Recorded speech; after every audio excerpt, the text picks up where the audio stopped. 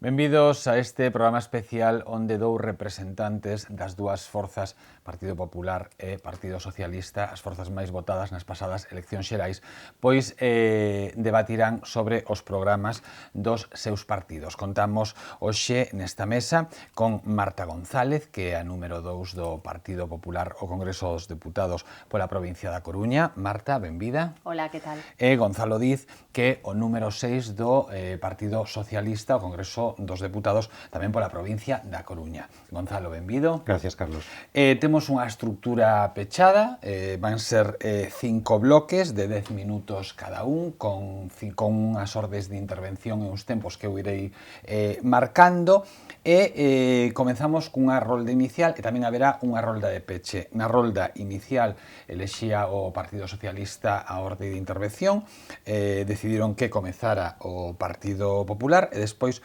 continuarán vostedes. Faremos un repaso por diferentes temas como serán situación económica, emprego, educación, cultura, corrupción, organización territorial, Galicia, Santiago, a pesar de que estamos a falar dunhas eleccións xerais, e que comece xa, se vostedes están listos. Perfecto. Vostedes van a tratar de tú, que me gustou moito. Sí, eu creo que é o máis natural, non? Por suposto. Tratemos de achegar cordialidade, estar preto dos espectadores, e comezamos cunha rolda inicial de 2 minutos na que fará unha pequena presentación primeiro Marta González do Partido Popular. Cando vostede queira. Moitas grazas, Carlos. Bueno, pois eu comezaría lembrando a situación na que nos atopábamos en 2011 cando chegou o goberno Partido Popular, despois de 8 anos de goberno socialista, uns anos nos que se veía vir a situación de crise económica e social que se vivía en casi todo o mundo, pero que o goberno socialista se negaba en aceptar que chegaría a España como finalmente chegou, e o Partido Popular avisaba desde a oposición. 3,5 millóns de postos de traballo se perderon durante eses anos nos que se poderían ter tomado medidas efectivas para tentar solucionar esa sangría. Pecharon casi 700.000 empresas, o déficit do Estado era dun 9,2% cando chegamos ao goberno en decembro de 2011, 3 puntos máis por enriba do que o goberno socialista nos tiña avisado. Polo tanto, a situación era de catástrofe total. Tanto é así que non se veía outra solución que non fose solicitar o rescate ás autoridades económicas internacionais, a Comisión Europea e demais. Sen embargo, agora chegamos a estas eleccións o próximo 20 de decembro nunha situación absolutamente distinta. Ten chegado unha certa recuperación, comezamos a crear emprego, temos creado 1 millón de postos de traballo, a situación económica é completamente distinta, o déficit é absolutamente distinto, estamos nun 4% agora mesmo, e polo tanto a xente non ten esa sensación de preocupación, de agobio que tiña naquel momento. 20 segundos. Vivimos outro momento distinto, é certo que a recuperación non ten chegado a toda a xente, nin moitísimo menos, que queda un montón de cousas por facer, pero creo que encaramos o futuro con optimismo e con outro horizonte por diante. Ainda lle quedaron a señora Marta González, quedaronlle ainda 10 segundos, moi ben concretado todo o que quería contar. O seu turno ten outros 2 minutos. Grazas, Carlos, e gracias a Correo Televisión por convidarme a este debate. As eleccións sempre se solen dicir en todas as convocatorias que as eleccións que son claves en cada convocatoria, cada vez que cada 4 anos somos chamados os cidadáns e as cidadás a emitir o noso voto, que é a forza que temos os cidadáns para decidir o futuro, neste caso, do noso país. Pero estas, especialmente, consideramos que as máis importantes do que levamos de democracia neste país, por moitos motivos. Un principal, porque o Partido Socialista o que quere despois do 20 de decembro é que haxa unha recuperación real e xusta, unha recuperación para a maioría dos cidadáns e os cidadás e as cidadás, e non unha recuperación para uns poucos, como pode ser Rodrigo Rato e compañía, aqueles que nos vendían o milagre económico e que agora xa sabemos o que estaban vendendo: fume e corrupción. Por outra parte, este país necesita un novo impulso reformista.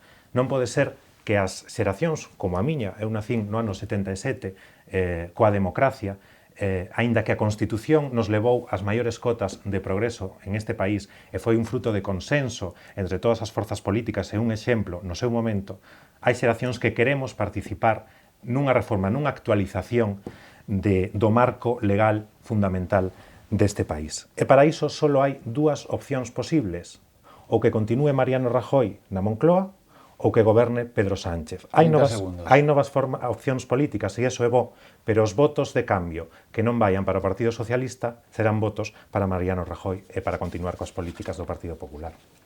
Parece que se puxeron os dous de acordo co de que lle foran sobrando ao final tempo para esta presentación. Esta foi un pouco a presentación inicial das ideas que cada un de vostedes van defender nesta mesa. Comezamos xa con temas en concreto. Comezamos cun primeiro bloque no que falaremos de situación económica e emprego ao longo de 10 minutos. Vai comezar primeiro o Partido Socialista cunha primeira intervención de 3 minutos e despois seguirá vostede, señora González, cunha segunda intervención de 2 minutos e voltaremos outra vez a ter outras intervencións. Situación económica e emprego, comeza o Partido Socialista. Estou seguro de que os espectadores que nos ven de Compostela lembran, porque lembra todo o país, aquela portada dun diario de tirada nacional, aquela fotografía na que Mariano Rajoy, cando era líder da oposición, salía, non sei se en Photoshop ou foto real, nunha cola do paro do INEM, non? E o titular era "Cando eu goberne se acabará o paro". Evidentemente, 4 anos despois, isto se demostrou o que era, unha falacia, unha mentira, porque os datos que a día de hoxe, 4 anos despois, están en riba da mesa e que todos e todas os cidadáns coñecen, é que a pequena baixada do desemprego é consecuencia fundamental de feitos dramáticos. Que non hai tanta xente apuntada no paro, porque hai moita xente que xa non está cobrando prestación. É dicir, temos abandonadas a familias enteiras que non cobran ningunha prestación. E hai xente moza e non tan moza que tivo que emigrar deste país para buscar unha saída de futuro que non atopou neste país. Nos queremos que retornen. Por tanto, esa é a realidade 4 anos despois da situación do emprego. Para eso, o Partido Socialista ten 5 medidas para os 5 primeiros consellos de ministros. A primeira, derogar a reforma laboral e promover un novo estatuto dos traballadores. Derogaremos totalmente a reforma laboral inxusta do Partido Popular e un novo estatuto dos traballadores que recupere os dereitos e vai a máis aló, co consenso de todos os sectores sociais deste país. Porque o que fai falta é consenso, o que fai falta é non mentir aos cidadáns e cidadás que na rúa saben perfectamente a situación que hai hoxe e a que había hai 4 anos. Moito peor, con moita máis desigualdade e o que é moi grave, a xente que está recuperando emprego é un emprego de baixísima calidade e estánse dando casos de xente pobre con emprego. É dicir, xa un emprego non garante unha vida digna e unha vida en liberdade, porque a economía, ao final, o que busca é a liberdade das persoas que poidan exercer a súa vida en liberdade e en dignidade. Marta, ten vostede 2 minutos para contestarlle ao señor Diz. Bueno, as recetas do PSOE para a reactivación económica xa se amosaron como inválidas en 2 ocasións. Precisamente naquelas 2 ocasións nas que as urnas chamaron ao Partido Popular para enderezar unha situación terrorífica en 1996 e en 2011. Gastar e gastar sen medida en un país o único que leva é ao déficit, a subida do déficit e a falla de credibilidade do noso país nos mercados internacionais. Nunha economía globalizada e nun mundo globalizado como o que vivimos, evidentemente dependemos da nosa credibilidade e se gastamos máis do que temos, moitísimo máis do que temos, e non o devolvemos, sube a prima de risco como desgraciadamente ocorreu en 2011 e 2012 e temos que gastar unha parte enorme do noso orzamento precisamente nos intereses deses cretos que nos prestan externamente. Eso implica tamén que as empresas estranxeiras non se animen a crear emprego en España, xa que non consideran que sexa un país creíble. O que fixemos durante estes anos foi tentar gañar competitividade e, polo tanto, pois establecer uns mecanismos que permitiran establecer de novo a confianza no noso país para atraer inversións e para crear emprego. E o certo é que agora mesmo o propio compañeiro do Partido Socialista, o propio Gonzalo, acaba de lembrar que temos creado 1 millón de postos de traballo entre, bueno, dixeches algo así como a lixeira creación de emprego, polo tanto, ti mesmo asumiches que temos creado 1 millón de postos de traballo entre 2014 e 2015 e o noso obxectivo para a nova legislatura é chegar ata os 20 millóns de persoas empregadas en España. O turno de resposta. Teño que un minutiño máis, non? Porque sí, bueno, máis ou menos podemos para cadrar aí podemos axustar os tempos. Ben, tamén a señora González tamén os ten, porque tampouco se axustou exactamente os 2 minutos. A ver, unha das moitas diferencias entre a esquerda e a dereita, entre o PSOE e o PP nesta campaña consiste en que mentres nos falamos das persoas, o Partido Popular fala de números e estadísticas. Mentres os socialistas sentimos os problemas dos cidadáns, o Partido Popular adícase a sacar estadísticas trucadas que nada teñen que ver coa realidade da rúa.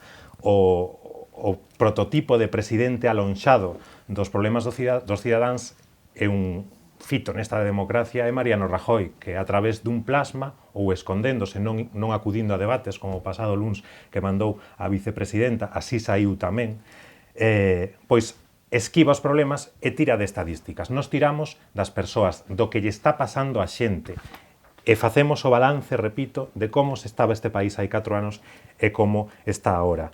Rajoy e o Partido Popular presume do PIB, dos ratings financieros, do número de contratos, de poucos días, por certo, de salarios mínimos, misérrimos para a dignidade dos traballadores, e nos eso é o que queremos cambiar. E para eso temos propostas, pois temos 7 grandes medidas, un novo estatuto dos traballadores, como dicía antes, universalizar o ensino público dos 0 aos 18 anos. A educación é fundamental para formar un país formado e un país de cidadáns capacitados e con competitividade. Vamos a ofrecer un ingreso mínimo vital para todas as familias sin recursos, esas familias que o Partido Popular está deixando abandonadas a súa sorte. Vamos a modernizar a economía española e vamos a afrontar unha reforma fiscal xusta. Pedro Sánchez, que será presidente a partir do 20 de decembro, o di claramente sempre que pode.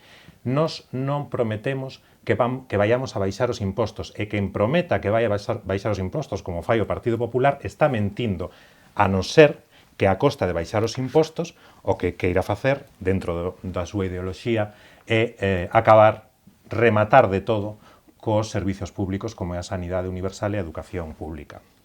Sobralle tempo, reclamábame tempo e ainda lle queda un minutiño, si que... Pois si podo rematar ou podo volver a replicar a Marta. En calquera caso, insistir en que menos falar de estadísticas trucadas, que é o que fai o Partido Popular, menos falar de números e máis falar tamén de calidade, porque se generamos postos de traballo a costa de que hai traballadores que viven no umbral da pobreza, que clase de traballo é ese? Pregunto eu á candidata do Partido Popular. Traballadores pobres, eso é o que queremos para este país, para que este país progrese, ou queremos traballadores cun traballo digno, con salario digno? Por certo, o índice máis baixo da democracia, en índice de paro máis baixo, foi con José Luis Rodríguez Zapatero de presidente. Eso tamén é un dato.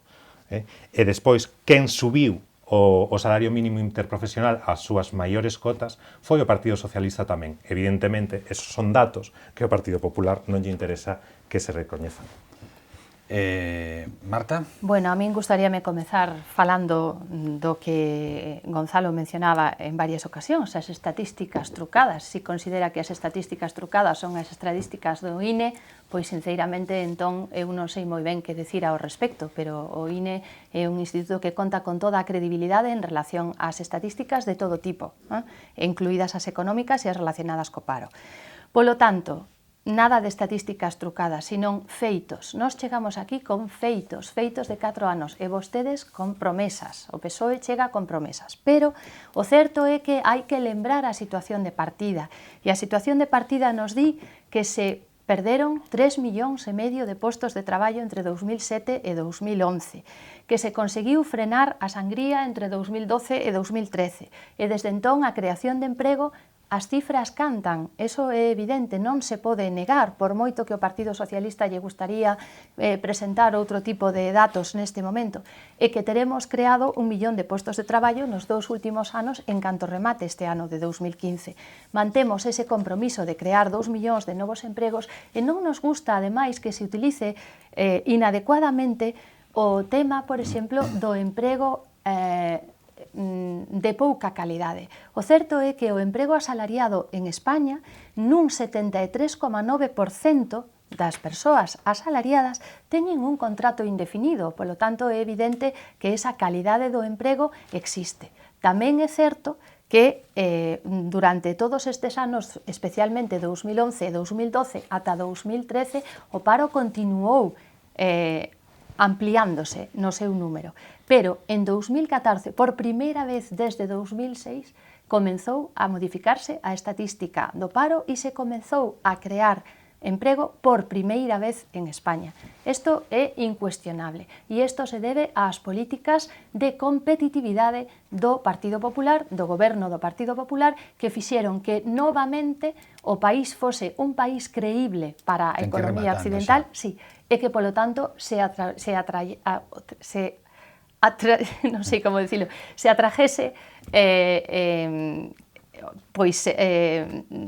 postos de traballo, inversión do estranxeiro, inversión de fora para crear novos postos de traballo en España.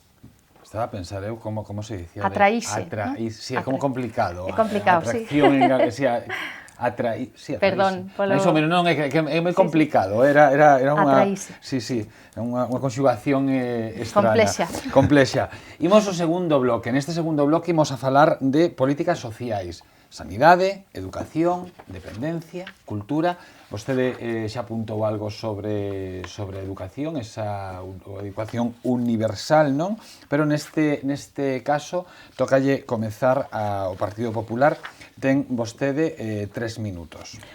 Bueno, falar de temas sociais é falar de moitísimas cousas. Vou tentar facer unha pequena intervención, pero o que me gustaría, xa que non tiven ocasión antes, é falar fundamentalmente das familias, das pensións e da educación, por exemplo.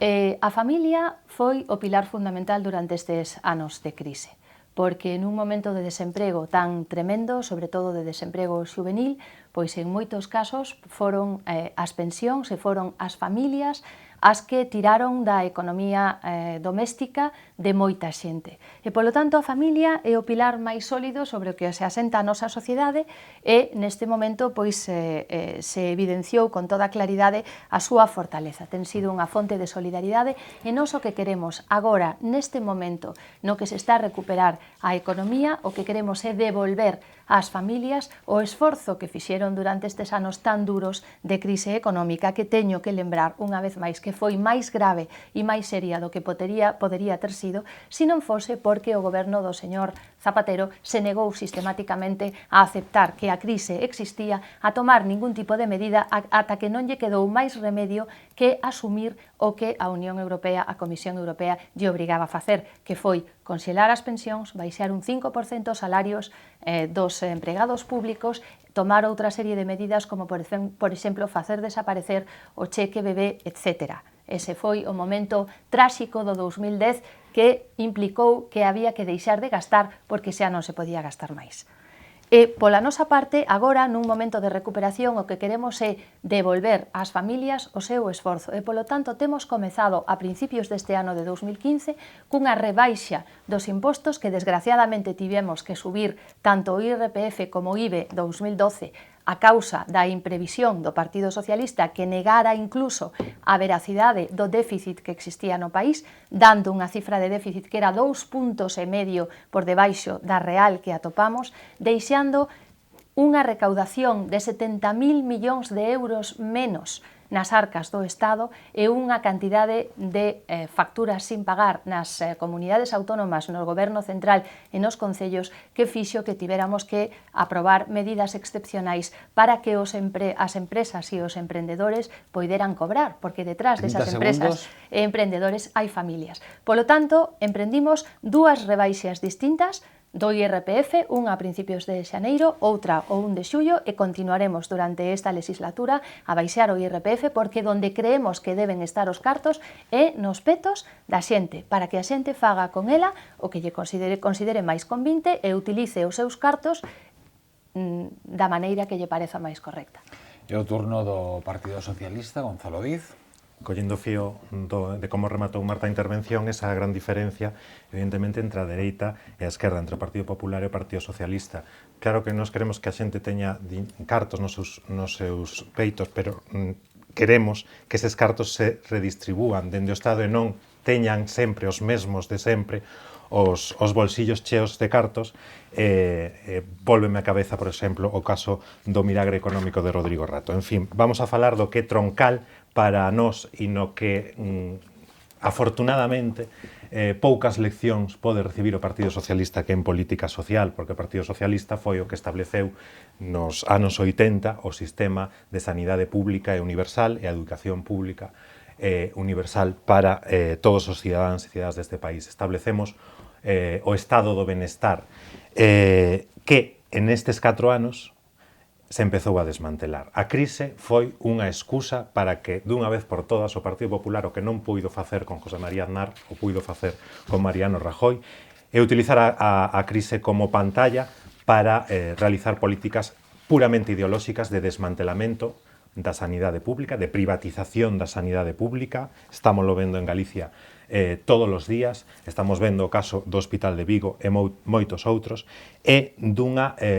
infravalorización da educación, é dicir, perdemos profesorado, o profesorado cada vez está en peores condicións, non só económicas, sino de como a administración trata aos profesores e considera aos profesionais da educación, que hai que poñelos en valor, e faime, pois, certa gracia que agora o Partido Popular bote de menos o cheque bebé cando era unha das grandes lanzas de batalla contra o Partido Socialista. É certo que son habituais os cambios de opinión e agora Feijóo saca un cheque bebé que daquela era unha política totalmente populista e demagoga, non?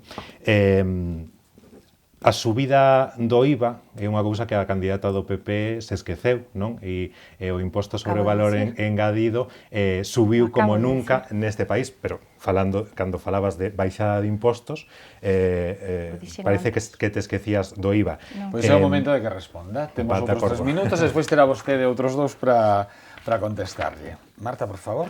Bueno, eu non vin aquí a utilizar o y tú más, que é tan habitual na política estatal e na política autonómica, pero as referencias continuadas a Rodrigo Rato me fai lembrar tamén que ata aí nada había varios compañeiros do Partido Socialista, tanto no Congreso como no Senado, que estaban imputados. Pero non se preocupen, que temos un bloque. Pero é simplemente para lembrar que si empezamos con el pim pam pum, pois temos un bloque dedicado a corrupción, transparencia. Bueno, por eso, pero como xa se mencionou, o que pasa que teñen estrategias similares, podemos centrémonos no tema políticas sociais, pero quería facer unha referencia ao comentario sobre o cheque bebé. Hai unha extrema diferencia, unha diferencia moi grande entre o cheque bebé de Rodríguez Zapatero e o cheque bebé que se vai a establecer aquí en Galicia.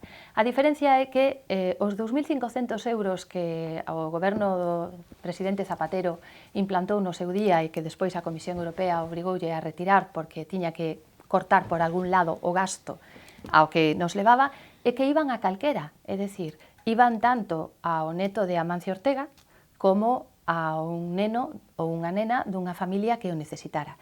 Neste caso, no caso do cheque bebé que se vai a implantar en Galicia, van a ser 100 euros destinados ás familias que se sitúen nun nivel de renda que o necesite, e, polo tanto, o comentario previo sobre que os cartos van sempre aos mesmos que fixeches referencia ti antes é absurdo completamente, e son 100 euros que van destinados a gastos para bebé, é dicir, os 2.500 euros previos iban para o que quixeran. Se a familia quería facer unha viaxe, pois estupendo, facía unha viaxe ou facía o que lle parecía máis convinte. Pero estes que agora diste que de xeito conxuntural se establecen aquí van destinados a gastos exclusivos para o bebé. En referencia ao tema da subida dos impostos, eu dixen antes, e se pode, creo que os espectadores se lembrarán, que falei tanto da subida do IRPF como IBE, a causa precisamente dos erros da política de Rodríguez Zapatero que fixeron que o déficit estivera casi 2,5 puntos por enriba do déficit establecido pola ministra de Economía, que era naquel momento Elena, si mal non me lembro, sí, a ministra de Economía do Goberno Socialista, Elena Salgado. Polo tanto, é evidente que nós non tiñamos no noso programa electoral unha suba de impostos, pero non quedou máis remedio que facelo. Pero en canto poidemos, porque a situación económica é mellor, o que facemos é devolver aquelo que lle retiramos no seu día á xente, aos bolsillos desa mesma xente, desa cidadanía que a precisa e a que hai que devolverlle o esforzo económico que fixo durante estes anos. Perfectamente cronometrado, quedabanlle 5 segundos. É o turno, vexo que ten vostede ganas como de contestarlle. Moitas de debatir, por suposto. Pois é o seu turno. O déficit tampouco se lembra a candidata do Partido Popular, Marta, de que a maioría do déficit viña de comunidades autónomas gobernadas polo Partido Popular, tipo Valencia, tipo Madrid, daquela. Entonces, cando falamos de datos ocultos, etc., sí, eso é así, e ben o sabes. En calquera caso, neste bloque, porque coincido que é un bloque importantísimo e troncal, dende logo para o Partido Socialista, non quero deixar falar, por exemplo, de cultura. A barbaridade que supuso a subida do IVA cultural ao 21%, nós queremos baixalo ao 10%, porque eso o que fai é empobrecer a un país, a unha industria que é exemplo internacionalmente e que é bandeira, eso sí que é facer política de países, eso sí que é marca España, a pesar de que o Partido Popular ten absoluta aversión ao que é cultura neste país e o que vai a acabar co sector cultural deste país. Nós baixaremos o IVA do 21% ao 10%. Queremos falar tamén de dependencia. A lei de dependencia é unha lembranza 4 anos despois do que podía ter sido e non foi porque o Partido Popular se encargou de dinamitala. E ben o saben os dependentes deste país de Galicia e de España en xeral. E quero falar tamén de igualdade, non? Estamos sufrindo unha lacra terrible neste país de terrorismo machista. Por certo, quero facer referencia a declaracións que saíron estes días do partido que non está aquí representado, pero que o partido co que o Partido Popular está desexando pactar esas novas xeracións do PP que se van chamar cidadáns, eu diría cidadáns e cidadás, pero evidentemente o machismo latente e a intención de cargarse a lei contra a violencia de xénero dende o preámbulo ata eliminar o tema penal dos delitos por machismo, dos asesinatos machistas, é gravísimo. E o Partido Popular está desexando pactar con eles. Ten que ir vostede rematando. Nos faremos que eso non ocurra e que todos os votos da igualdade das mulleres vayan a quen sempre as defendeu, que é o Partido Socialista. Terceiro bloque. Imos falar de algo que está latente na mesa. Dicía a señora González que ela non viña aquí a Litumás, pero levan Non, Litumás é un contraste de ideas. Eu repito que de quen está gobernando e quen está na oposición. Eu repito partes do que se estivo a dicir hoxe aquí. Vostede nomeou políticos, vostede tamén falou de compañeiros, falou de casos en concretos. Chegamos ao bloque da transparencia e da corrupción. 10 minutos por diante. Comeza vostede con 3 minutos. Cando queira. Ben, transparencia. O Partido Socialista é unha organización Transparencia Internacional, é o partido máis transparente de España. É un dos máis transparentes de Europa. Esta é unha organización fora de toda dúbida, solvente e seria. Por qué? Pois porque se tomou, sobre todo no último ano, e Pedro Sánchez, dende que é secretario xeral do Partido Socialista, elixido, por certo, en primarias, votado por máis de 70.000 persoas, militantes, activistas políticos do Partido Socialista, decidiu que este partido iba a ser un partido moito máis transparente. Recoñecemos erros, porque o Partido Socialista non ten ningún problema en recoñecer erros, a diferencia do Partido Popular, que solo se dedica a escudriñar os erros dos demais e non mirarse ao ombligo os moitos erros que cometeron intencionadamente a maioría durante estes anos. En calquera caso, en transparencia, somos o partido máis transparente. Todos os candidatos que se presentan a estas eleccións, candidatos e candidatas do Partido Socialista, cargos públicos, calquera cidadán que queira consultar a nosa declaración de bens, o noso currículum incluso, é dicir, é unha transparencia total, unha entrega total aos cidadáns, a nosa axenda, pode facelo a través dos distintos canais. Por tanto, en transparencia, ningunha elección do Partido Popular, nin de outros partidos que falan de primarias, que falan de asemblearismo, e cando chegan a gobernar, xa o estamos vendo, pois desvirtúan a representación da cidadanía, como pode ser un pleno municipal, e o asemblearismo queda esquecido na campaña electoral, non? Polo tanto, o Partido Socialista é neste momento o partido máis transparente de España e queremos ir máis aló. En canto á corrupción, temos un código ético que todos os candidatos e candidatas firmamos. O primeiro foi Pedro Sánchez, xa fai un ano, un código ético claro e diáfano, que cumprimos, que firmamos e que ademais cumprimos, que non esconde nada, que di que un político ou unha política que está a que se lle abre un xuicio oral debe deixar inmediatamente o seu cargo. E iso o cumprimos a raxatabla. E máis, ás veces imos máis aló do noso código ético e en determinados casos, pois aínda especialmente pois chamativos ou por responsabilidade política que nos caracteriza, pois se toman decisións máis aló do código ético. Pero nunca saltamos o noso código ético, nin o ocultamos, está aí, é claro, e todos os cidadáns poden consultalo.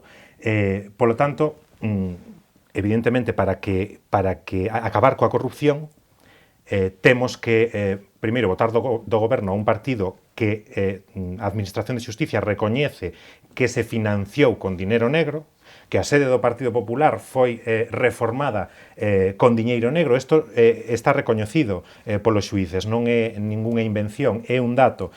E, sobre todo, un partido e un dirixente político que manda mensaxes de apoio a unha persoa que claramente, xa cando recibiu esos mensaxes de Luís Fuerte, estaba claro que era un corrupto que había metera a man na caixa, e o presidente do goberno, que é unha vergonza que non dimitira daquela, mandoulle unha mensaxe de apoio. Ata aquí. Nesta primeira volta, despois terá ocasión de respostarlle cando Marta, pues, vamos a súa opinión. Bueno. Transparencia e corrupción, 2 minutos. Pois, novamente comezo dicindo que non era a miña intención utilizar este tipo de mensaxes na debate, porque sei que a cidadanía en xeral está bastante farta de escoitar aos representantes dos partidos políticos botarse en cara as cousas mal feitas por uns e por outros, pero teño que lembrarlle a Gonzalo e lembrarlle moitas cousas porque teño máis anos que a él, que os casos de corrupción non afectan só a un partido, afectan a moitos. E durante moitos anos afectaron ao Partido Socialista desde en casos tan sonados como o caso de Roldán, que posiblemente el xa non se lembre porque... Sí, lembrome. Sí, no, pero espera, que veño máis aquí. Non te preocupes, déixame falar e seguimos máis aquí. Podemos falar do tema de Filesa, podemos falar de moitísimas cousas por retrotraernos, porque eu teño memoria. Pero agora, o que podemos falar é do tema dos seres, que está pendente subiúdice, pero que parece que vai a ser algo bastante considerable, ca contía de cartos dos españois e dos andaluces en concreto que foron trasladados a persoas indebidamente pagando favores de carácter político. Polo tanto, Mariano Rajoy non se escondeu detrás dun plasma, veu o Parlamento a pedir perdón polos erros cometidos en temas de corrupción. Obligado non, veu...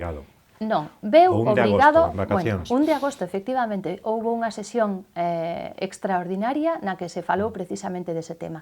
Ademais de pedir perdón, de maneira inmediata puxéronse en marcha un programa de medidas de rexeneración democrática que é o máis importante que se levou a cabo nesta historia do noso país desde que vivimos nunha sociedade democrática. Incrementando o control da actividade económica dos partidos políticos, establecendo o funcionamento dos cargos públicos con toda a transparencia, aprobando unha lei de transparencia, ofrecendo unha maior resposta penal contundente frente á corrupción. E que fixo o Partido Socialista frente a todo iso?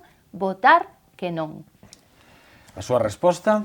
Porque as leis de transparencia despois teñen que ter ferramentas para ser cumplidas. Son E nos leis. queremos ir máis aló. Son máis aló. leis. Eu non vou retrotraerme a Roldán, nin a Filesa. Pois Creo que deberías. faltache por sacar os GAL, non? Non sei, non vou retrotraerme aí porque, por unha razón moi sinxela, o Partido Socialista onde paga as súas contas cos cidadáns é, primeiro, coa xustiza, porque houve Como persoas todos. condeadas por esos temas, e logo democráticamente nas eleccións, e nunca xamais poñemos en cuestión resultados electorais como se dedica a facer o Partido Popular. Home, non poñes esa cara porque no 2004 sabemos que os 4 anos que levaches dicindo que había conspiracións terribles con acusacións moi graves, ademais, a dirixentes socialistas para non recoñecer o resultado electoral que afortunadamente se produxo no 2004 e que levou ao goberno José Luis Rodríguez Zapatero. En calquera caso, a diferencia, te dis que non hai plasmas. Bueno, pois todos lembramos aquela comparecencia de Rajoy ante o plasma, ou a non asistencia aos debates, ou as escenas de salón con Bertín Osborne, e non vai máis aló diso, non? Nos debatimos en todos os frentes, en todos os lugares onde nos chaman, e Pedro Sánchez, por suposto, o primeiro. Insistir en algo que consideramos fundamental. A diferencia entre o Partido Socialista e o Partido Popular en canto a transparencia, en canto a un goberno limpo, é que nos levamos as medidas clariñas e as cumplimos, e onde gobernamos asumimos responsabilidades. Non quero tampouco lembrar casos tan recientes e tan actuais que xa non teñen que ir á corrupción, que tamén senón de ética política, como é o caso do presidente da Deputación de Ourense. O asunto arquivouse, pero é unha vergonza que o Partido Popular, que Feijóo manteña ao fronte da Deputación de Ourense e apoie explícitamente a unha persoa que pouco máis que exerceu o dereito de pernada cunha muller na súa capacidade, no seu posto de presidente da Deputación. Porque ás veces non só é a corrupción, non só o que dicen os xuíces, senón é a ética que hai que ter en política. E a dignidade da política vai máis aló dunha sentencia xudicial ou dunha imputación xudicial. Quedanlle 30 segundos se vostede quere completar ainda o seu tempo, Podemos completar moitas cousas, pero eu, por exemplo, quería aproveitar este bloque para insistir nun aspecto que tamén é transparencia e tamén é liberdade, que son a ampliación de dereitos civís que o Partido Socialista levou a cabo nos anos nos que gobernou, e dos que estamos moi orgullosos e queremos ir máis aló. E tamén estamos moi satisfeitos, porque iso tamén é ser transparentes e ser dignos en política, que o PP pois pase de manifestarse cos obispos pola ampliación de dereitos civís da cidadanía, como por exemplo o matrimonio igualitario, e cando nos achegamos ás eleccións, curiosamente, pois se fan fotos na boda, matrimonio igualitario, dun dos seus cargos máis importantes. Alegrámonos porque iso quere dicir que cando o Partido Socialista é valente en transparencia, en igualdade, en dereitos, o Partido Popular sempre está en fronte, e pasa o tempo e se suma a eses avances que son imparables porque a sociedade os demanda. Entón, faremos o mismo contra a corrupción e pola transparencia. Marta? Bueno, pareceme verdadeiramente triste que Gonzalo teña que acudir a esa demagoxia tan evidente, tan clara, para defender o indefendible, porque a maioría das cousas que estás presentando son promesas a futuro, non se trata de cuestións que están agora mesmo en funcionamento. O que estou presentando eu agora son leis que foron aprobadas no Parlamento, no Congreso e no Senado, e as que o Partido Socialista votou que non. Precisamente onte entrou en vigor a segunda fase da Lei de Transparencia, Acceso á Información Pública e Bon Goberno, que afecta xa a comunidades autónomas e a concellos. Nunha primeira fase afectaba exclusivamente aos ministerios. A partir de agora, calquera cidadán pode e ten o dereito de exixir información a calquera administración sobre o máis mínimo gasto, sobre calquera actuación que teñan posto en marcha. E iso entrou en vigor onte tamén para as comunidades autónomas e para os concellos. E o Partido Socialista votou que non no Congreso e no Senado. A Lei de Control da Actividade Económica Financeira dos partidos políticos, precisamente, unha das cousas que fai é reducir as subvencións, porque a xente así o exixía, aos partidos nun 20%, reducir nun 20% tamén a subvención aos partidos para envíos de publicidade electoral e demais, que a xente tamén pensaba que era un gasto absurdo. Incrementa a responsabilidade dos partidos respecto á veracidade das súas contas, tendo evidentemente responsabilidades de carácter penal. Exixe a presentación de contas anuais de todos os partidos. Incrementa a exixencia de transparencia. Se limitan as donacións de persoas físicas e se prohíben as donacións de persoas xurídicas. E a todo iso, o Partido Socialista votou que non. En temas relacionados co exercicio de altos cargos, se exixen, primeiro, requisitos de idoneidade para ser nomeado alto cargo, se exixe publicidade das declaracións de bens e dereitos de cada alto cargo antes e despois de exercer ese cargo, para evitar precisamente que se enriquezan. Se endurece a resposta penal no Código Penal que se aprobou o ano pasado da corrupción. A rexeneración democrática, e como lle chamamos nos a isto, e o Partido Socialista Obreiro Español votou que non. Pechamos un bloque de transparencia e corrupción, pasamos ao bloque da España do futuro. Falaba vostede de promesas, de que o señor Di solo falaba de promesas, non de futuro. Pois a España do futuro, organización territorial, reforma da Constitución e outros temas que vostedes que irán debatir. Comeza vostede, señora a representante do Partido Popular, Marta, ten 3 minutos. Moitas grazas, Carlos. Pois nós consideramos que a Constitución de 1978 abriu un período que foi o período posiblemente da nosa historia como país o máis importante e o máis salientable en termos de consecución de dereitos, en termos de liberdades, en termos de pacificación da nosa situación e, polo tanto, estamos absolutamente orgullosos da Constitución como lei fundamental que rixe a convivencia de todos os españois, independentemente de onde vivan, en que territorio vivan. Tamén somos absolutamente defensores do Estado das Autonomías, porque entendemos que os gobernos autonómicos supuxeron para a poboación de cada territorio en concreto un achegamento á súa realidade, un achegamento ás súas necesidades que doutro xeito que un goberno centralizado como tiñamos anteriormente era absolutamente imposible. A labor reformista que fixo Mariano Rajoy durante estes anos foi posible precisamente porque temos unha democracia consolidada e unhas institucións que funcionan. Si todos eses casos de corrupción que mencionaba Gonzalo e que eu tamén mencionei nalgúns deles, aínda que non tiña vontade de asaetealos contra o representante do Partido Socialista como el si tiña contra min, pois si saen á luz pública e son perseguidos é precisamente porque as nosas institucións, a nosa separación de poderes funciona, porque temos unha xustiza que funciona, senón posiblemente non saerían e quedarían ocultados. Polo tanto, o que foi o obxectivo primordial deste mandato foi asegurar a vixencia do noso ordenamento xurídico e o cumprimento estricto da nosa Constitución. E nós pensamos que a nosa Constitución continúa a ser válida agora mesmo. E toda a fortaleza do Estado do Dereito para garantizar a todos os cidadáns que somos libres e iguais en dereitos e obrigas, independentemente de onde estemos. E, polo tanto, nos garantizamos que España continuará sendo España e que a soberanía nacional reside no conxunto dos españois, como di a Constitución española. Temos que emprender posiblemente unha reforma institucional? Seguro. Que é posible que teñamos que facer tamén algunha reforma constitucional? Constitucional, non institucional. Pois tamén é posible. Hai un informe importante aí porque hai algunhas cuestións que deben ser tratadas e deben ser a lo menos discutidas, pero sempre co consenso de todos os partidos, cousa que, por exemplo, o PSOE en algunhas ocasións pois non considera esencial ou non considera fundamental para levar adiante algunhas das posibles reformas. Todo aquilo que supoña mellorar a calidade democrática do país para nós, evidentemente, é moi importante. E aí están, como decía no bloque anterior, a Lei de Transparencia, o acceso á información pública, a Lei do Bon Goberno, que son, evidentemente, pois armas esenciais para esa democratización e ese fortalecemento do noso sistema democrático. O seu turno de resposta, Partido Socialista.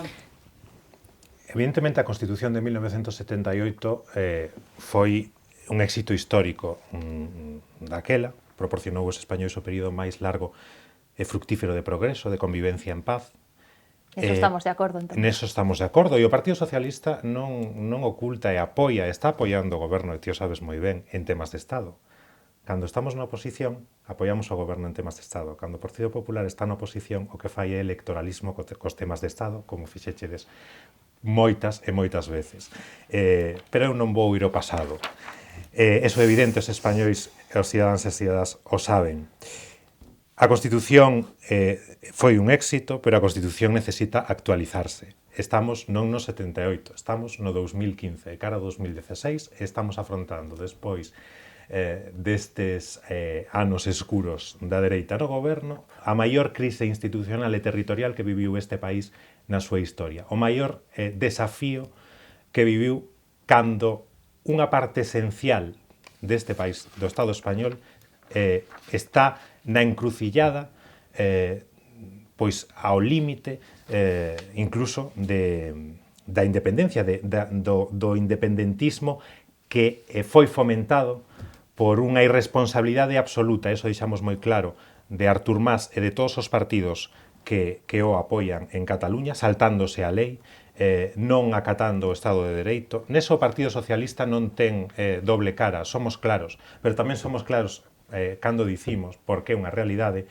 que a inacción de Mariano Rajoy estes 4 anos cando deixou pudrirse o problema, non o problema catalán, porque Cataluña non é un problema para o Estado español. Cataluña, o Estado español, España necesita a Cataluña e Cataluña necesita a España, pero que deixou facer o Partido Popular é que esa relación se deteriorase e non queremos tampouco lembrar, pero non é tan atrás no tempo cando se facían campañas contra Cataluña por toda España con Mariano Rajoy, Esperanza Aguirre, etcétera, pedindo a manifestación de cidadáns do resto do país contra Cataluña. Ata aquí a súa resposta. Marta, por favor.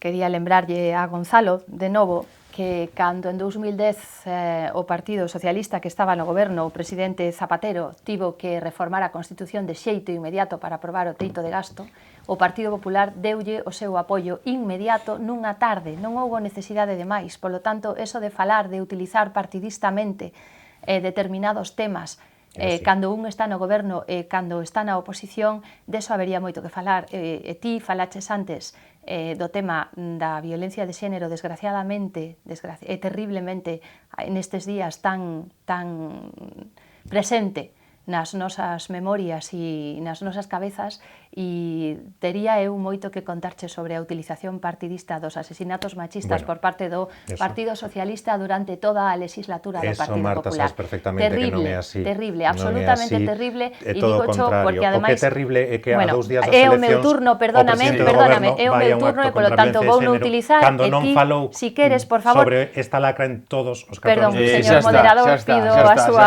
colaboración. Sí, por eso deixamos que tiveras un pouquiño de resposta, lóxicamente, como si Marta quere intervir, pero o turno de Marta ten 3 minutos e tenemos en conta este tempo. Bueno, era simplemente para lembrar a utilización partidista de determinados temas por parte dun partido ou doutro en función de onde están, non?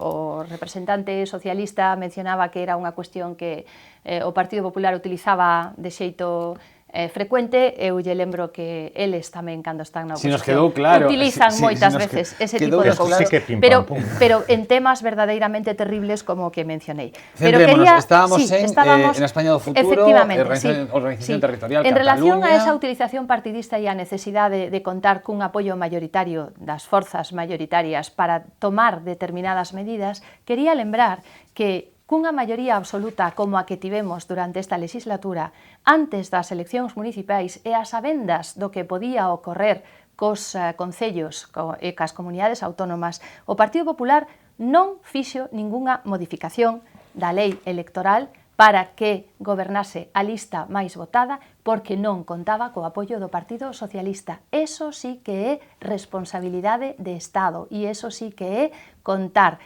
con o apoio maioritario das forzas maioritarias para tomar decisións verdadeiramente importantes.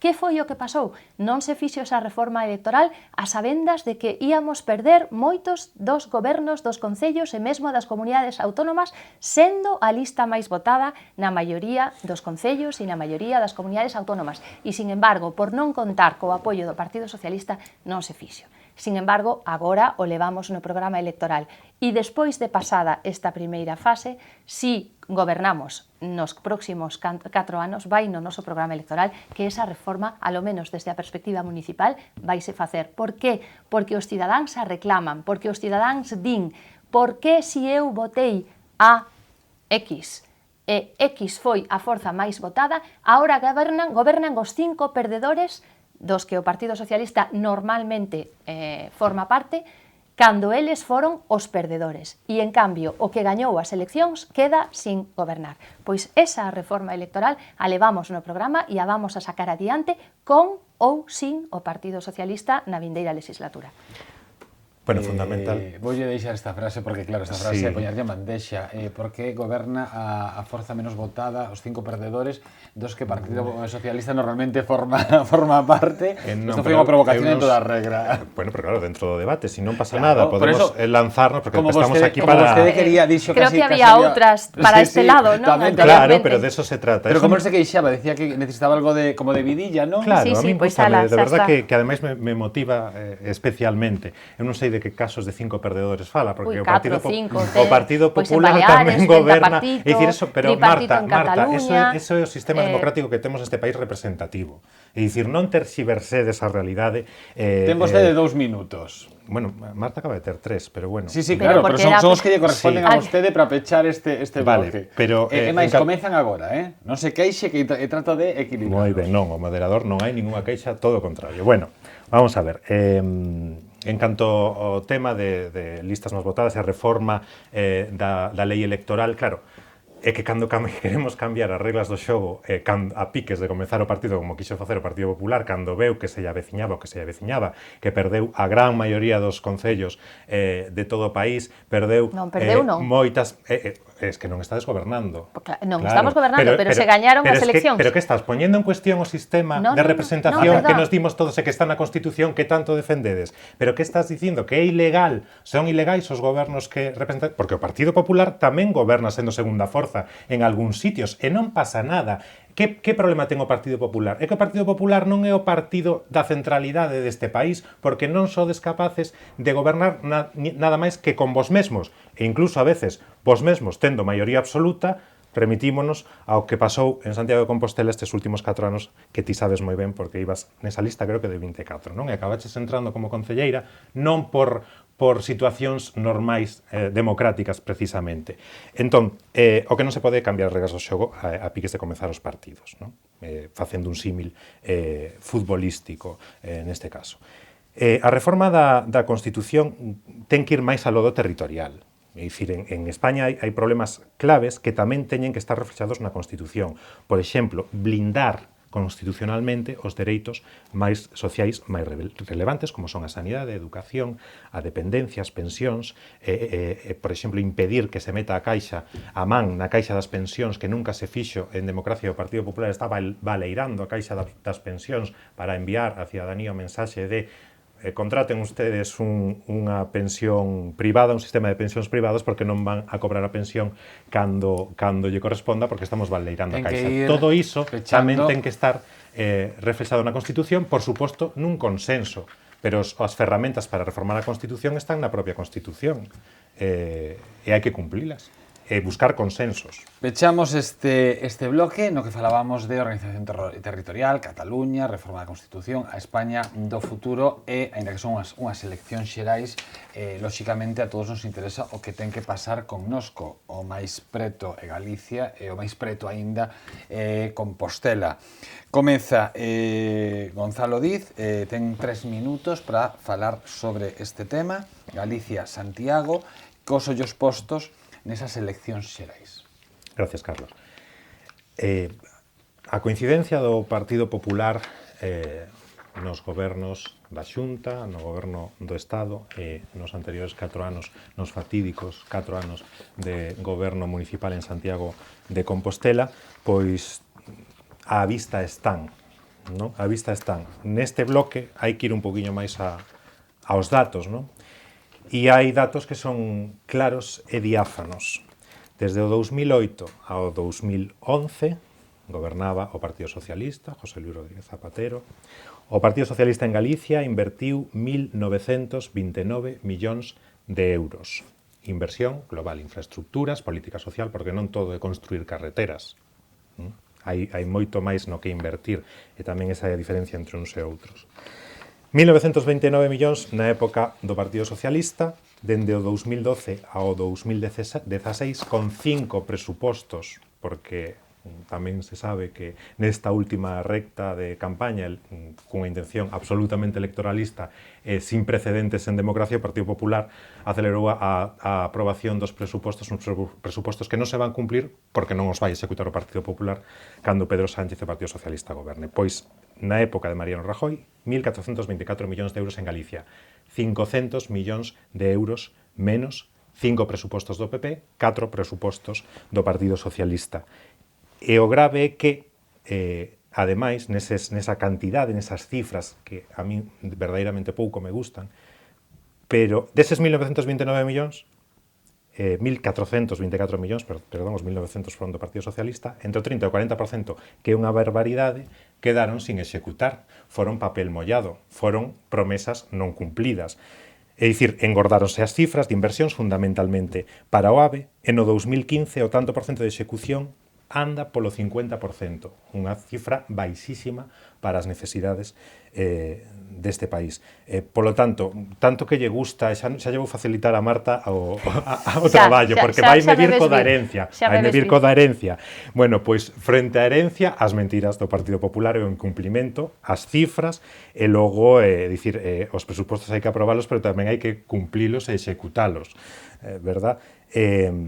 Curiosamente tamén, en canto a AVE, que é a infraestructura vital para Galicia neste momento, que, por certo, tamén nese pacto que están desexando facer o Partido Popular e as novas xeracións de Cidadáns e do Partido Cidadáns, si así lle dan os números, porque van moi axustados, Cidadáns xa di que quere cortar a inversión do AVE para Galicia. Seguro que o Partido Popular está disposto, unha vez máis, a vender os intereses de Galicia por acadar o poder.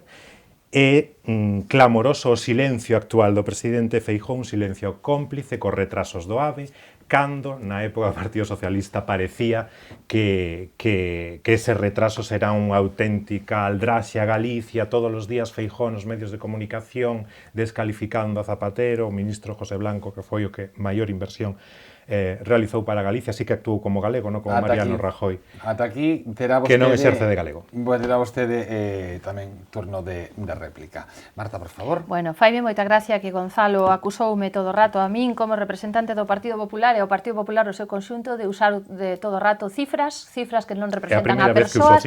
Por eso me fai gracia que agora utilices ti datos que ademais utilicei eu tamén na parte económica, é dicir, de que vamos a falar se estamos falando de economía, estamos falando de cifras, pero ti botaxesmo en cara igual, entón eu cho boto en cara a ti agora, que ti utilices agora datos sesgados tamén para mencionar a cuestión sobre os orzamentos que destinaba o Partido Socialista a Galicia e os orzamentos destinados polo Partido Popular no Goberno Popular cando estamos agora. Claro, o que non lembras é a diferencia sustancial, por exemplo, de os ingresos do Estado no momento. Non lembras, por exemplo, os 80.000 millóns de euros que se perderon de recaudación no ano 2011 pola vosa mala xestión. Si non hai moito que repartir, evidentemente tampouco hai tanto que repartir como había durante os anos anteriores. Eso é evidente. Pero aínda así, os orzamentos do goberno de Mariano Rajoy en Galicia foron espléndidos no que se refire, por exemplo, ás infraestructuras, espléndidos no que se refire ao AVE, que vai chegar na data que se dixo que iba a chegar, no 2018, e no próximo mes vaise inaugurar o vindeiro tramo, que é o de Zamora, e que vai a supor unha media hora de mellora no que se trata no tempo que temos para chegar desde Galicia a Madrid, media hora menos. Xa se fixo co tramo de alta velocidade de Ourense a Santiago unha importante modificación nos tempos e agora co treito de Zamora vai a ser media hora menos tamén. O eixo atlántico está rematado. Agora mesmo ir desde Lisboa ata a fronteira de Francia pódese facer en tren por unha línea de alta capacidade sin ningún problema. Todo iso foi unha realidade grazas a eses orzamentos que Gonzalo di que foron tan exiguos para Galicia. Mariano Rajoy actuou como galego e Ana Pastor tamén. Vostedes facen reivindicacións das figuras galegas ou non, no seu caso? Depende. Depende. Como diría Mariano Rajoy. Temos de 3 minutos. Como galego que é? Sí, eso ninguén lle duda, pero hai que exercer, non só hai que ser, hai O que de exercer depende de galego. é moi galego, non? 3 minutos para pechar a súa intervención neste tema. De acordo, ben, eu quero falar tamén, estamos nunha televisión local de referencia na nosa cidade, no noso concello, quero falar de Santiago, evidentemente, non? Das inversións do Estado en Santiago, de temas vitais para a nosa cidade e o noso entorno. No ano 2011 foi o ano no que, ao finais de 2011, o Partido Popular gaña as eleccións. Nese ano, a inversión global para Santiago de Compostela foron 250 millóns de euros. E o ano seguinte pasamos a 48 millóns de euros. Nada máis e nada menos. De 250 a 48. Ese é o gran compromiso dun compostelán, como é Mariano Rajoy, nacido en Compostela, pero Pontevedrés de adopción, non? Esa é unha cifra clariña, non hai que ir máis aló, pero o que si hai que ir é sair á rúa e ver as infraestructuras desta cidade. O aeroporto, inversión e vontade política do goberno socialista, en concretamente do ministro José Blanco, de que Santiago de Compostela tivese o aeroporto de referencia do noroeste de España, como así o ten, a pesar de que está abandonado polo Comité de Rutas, que no seu día xa presidiu o que foi alcalde de Santiago durante un ano, Agustín Hernández, e que abandonou totalmente ao aeroporto de Santiago, unha infraestructura moderna, de calidade, na que podería ser unha infraestructura referente, como xa digo, para o noreste de España, que quere non competir, por suposto, cos aeroportos, as outras terminais de Galicia de menor capacidade, nem moito menos cos a Carneiro, que é outro aeroporto comparable na Península Ibérica. Nos queremos que colaboración e queremos acordos, pois, por exemplo, que os avións cheguen, os voos cheguen a Carneiro, eses turistas viaxen ata Galicia, eses voos volvan dende Santiago. Por exemplo, son propostas que o Comité de Rutas e o Partido Popular se nega a executar. A perda de viaxeiros para esta cidade de máis de medio millón é clamorosa. Logo hai, en canto a Santiago se refire, pois infraestructuras pendentes ou que sufren tamén o electoralismo do PP, como é a estación depuradora, que está aí parada e a punto de perder de novo uns fondos europeos, o que vai repercutir nos recibos de cada un dos cidadáns e cidadás desta cidade, e ademais en gran cuantía si se volven a perder, e todo por arañar uns votos para as eleccións municipais. E hai unha cousa clara, cando en Santiago de Compostela houve un goberno presidido polo Partido Socialista, no caso de Sánchez Bugallo e anteriormente Xerardo Estévez, o Partido Socialista na Xunta de Galicia e o Partido Socialista no Estado, por exemplo, no consorcio, chegaronse a invertir en 20 anos ata 400 millóns de euros. Agora o consorcio está prácticamente desaparecido en canto a inversións. Marta González, 2 minutos para pechar este bloque. Bueno, eu quería traer de novo feitos, porque creo que promesas son pouco sustantivas, digamos. Eu vou a falar de cousas que están agora mesmo na mente de todas as persoas que viven en Santiago, porque o ven e polo tanto poden tocalo, poden sentilo e poden incluso sufrilo, porque en algunhas ocasións estas obras pois supoñen problemas, retencións de tráfico, etc. Quería falar do paso subterráneo de Conxo, en marcha, desde aí xa uns cantos meses, e, bueno, a bo ritmo. Eso sábeno todos os composteláns que saen de Santiago, os que viven por ali, etc., que saben que hai retencións e demais debido ás obras que se están facendo. A ponte sobre a Nacional 550 no polígono de Tambre para evitar o colapso que se provocaba a primeira hora da mañán e despois na saída, en marcha tamén as obras. O enlace de Sigüeiro na AP9, en marcha tamén, está agora mesmo as obras xa bastante avanzadas, a piques case de ser rematadas.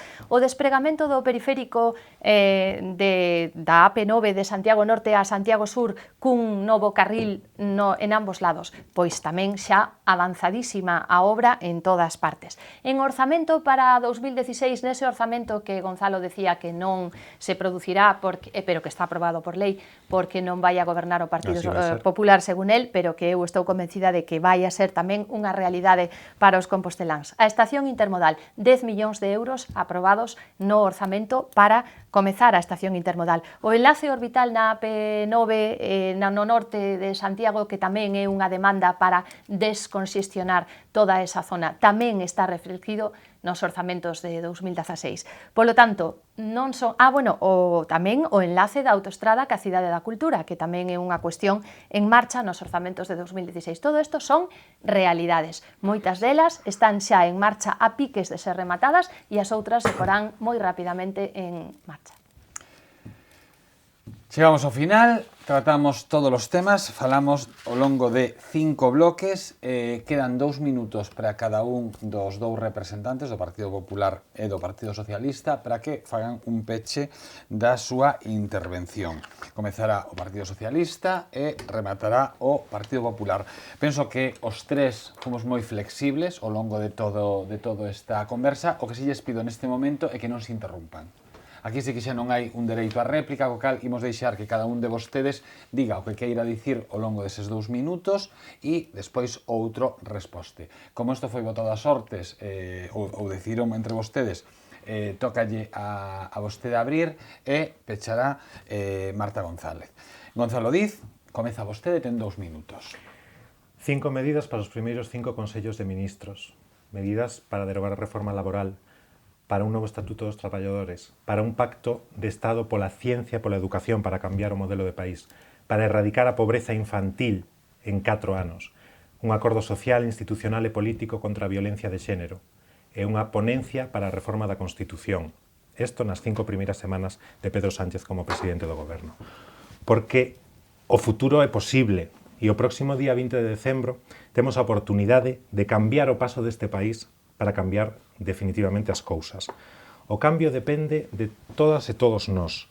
E temos que decidir se estamos dispostos a participar na construcción dun país máis xusto e máis igual.